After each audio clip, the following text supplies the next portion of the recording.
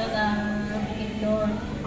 Marami din nagtanong sa akin minsan kung bakit daw ako mag-a-abroad, wala naman daw akong anak, walang asawa, kumbaga mabuhay naman daw sana ako sa Pinas dahil nga hindi naman masyado kahirapan.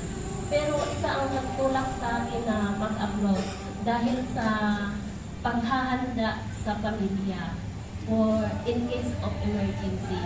Dahil hindi ko makakalimutan siguro mga 2011, grabe yung trahedya na nangyari sa pamilya ko. Andun na yung namatay yung papa ko, tapos nabuhay, tapos ilang buwan lang nabaril yung kapatid ko, tapos buwan lang din, nagkasakit ulit yung papa ko na disable. Tapos buwan lang din, namatay yung mama ko. Doon ko na nasabi sa Panginoon na, Lord, grabe ang trahedya na binigay mo sa ako. Bigyan mo ako ng lakas na makayanan ko bilang isang breadwinner, panganay na babae, lahat sa akin nakahandle. Siguro, minsan maisip ko na parang sobra-sobra yung binigay na trahedya. Kaya napag-desisyonan ko na mag-abroad para kumbaga sa emergency ba na gano'n. Kasi hirap yung mga trahedya na walang-wala ka. Yun ang ko. Saka, yung pag-apply ko ng abroad, pagdating ko ng Saudi, hindi ko akalain na magiging ganun yung sa akin. Naisip ko na napakabuti talaga ng Panginoon kasi sabi nila yung mga katulong doon na naabutan ko, silang sama daw ng ako ko, ng nanapit daw.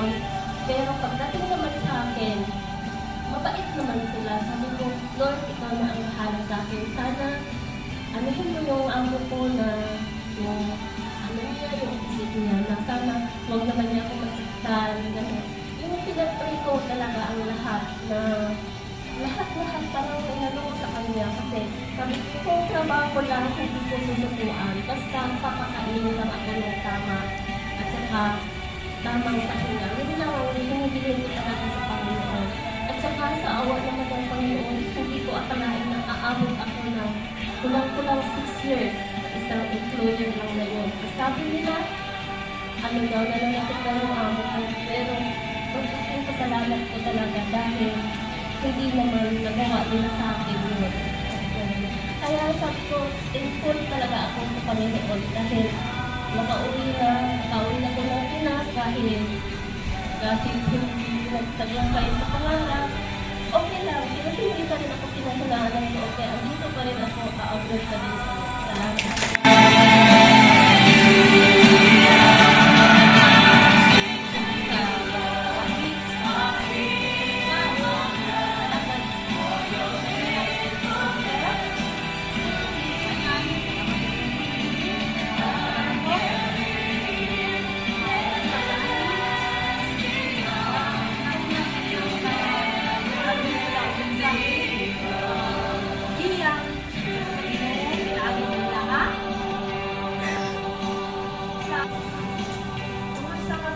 Nag-decide ko nga magsigig balik-balik o abroad. Last na lang ako last year. Bahaan ang aking last abroad lang sa Saudi ang balay. One siya. Totally damaged. O karon, nagpasalamat ko sa non-stop agency kay sa akong pag-apply 1 month and 2 weeks nakalargan ako Manila and then pag-stay ko na ako din sa accommodation 1 week and 2 days nabitin ako karong pag-taon. Thank you kaayo. Salamat. Good afternoon sa tanan.